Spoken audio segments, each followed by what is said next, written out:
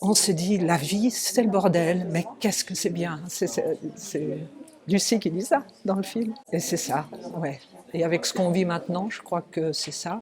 Cinévox.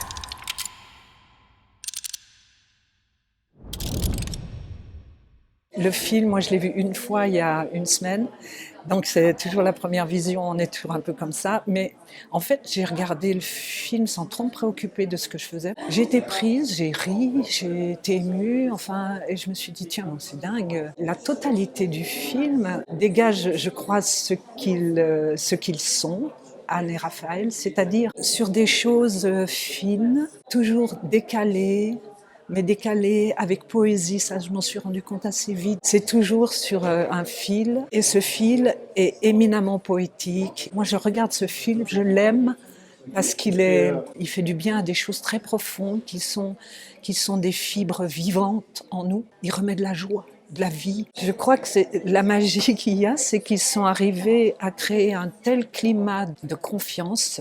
Tout s'est passé un peu comme on improvise, avec grande écoute comme ça, avec prise de risque, mais toujours finement. Du coup, oui, cette confiance était superbe, quoi, à vivre. Ils ont une grande qualité là-dessus, hein. Et puis sur leur façon de décaler les situations, parce que ce film il pourrait être tragique, évidemment, on parle de maladie. Mais il n'y a jamais quelque chose qui s'appesantit sur la maladie. C'est plutôt regarde cette maladie, vis avec, et regarde ce qu'elle t'apporte, toi, en tant que fils, belle-fille.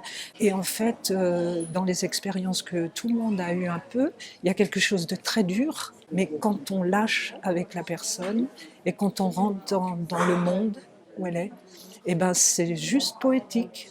Et le personnage aime les choses belles, aime créer, c'est des pulsions de vie incroyables, quoi. Heureux les fêlés, car il laisse passer la lumière. Et je trouve cette phrase mais magnifique dans ce sens-là, c'est qu'effectivement on a de la lumière à prendre dans beaucoup de choses où on se dit mais ça ne va pas, c'est dingue, ça ne correspond pas, donc ce qu'on fait, et si on lâche un peu, on se dit mais non, il y a un espace à créer, quoi, hein, c'est ça. C'est une femme qui est directrice de galerie d'art contemporain et qui est amoureuse de l'art, de la création. Les premières choses qu'on remarque, c'est un mot qu'on oublie, mais alors elle ne s'en rend pas compte. Elle n'est pas malade. C'est le monde autour qui peut être malade, mais elle juge même pas. Le monde autour, elle ne juge pas. Ça c'est génial.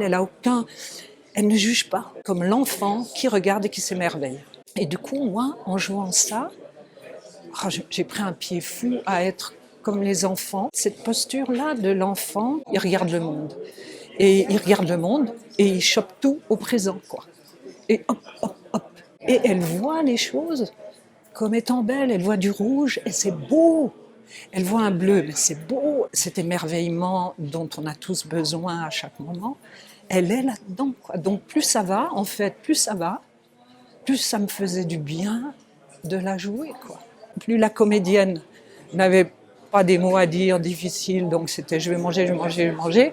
Plus la comédienne est libre, tu vois, c'est très difficile de dire des mots, parfois on les oublie, on s'angoisse sur les mots. Alors là, plus ça allait, plus j'étais libre. Je faisais des trucs, j'étais sous une voiture, je faisais des combines. Et c'était un film d'action, en fait, où tu dis pas grand-chose. Et c'est vachement agréable, les films d'action.